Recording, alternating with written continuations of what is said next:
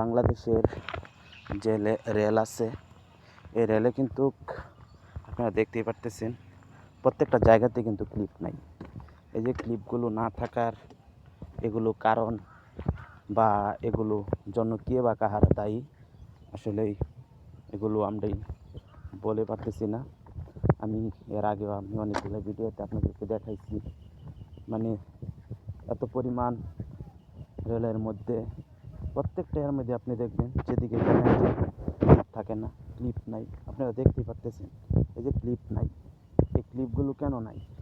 আসলে কি সরকার দেয় কি না দেয় না এটাও জানি না, কিন্তু কী কারণে ক্লিপ নাই বা রেলের দুনো পাশ দিয়ে কিন্তু একদম জঙ্গল হয়ে আছে, এগুলো পরিষ্কার পরিচ্ছন্ন করার মতো কোনো মানুষ নাই বা কোনো মানুষ যারা আছে নিয়োগ দেওয়া, আসলে কি তাদের বেতন হয় কি হয় না এটাও আমার জানা নাই।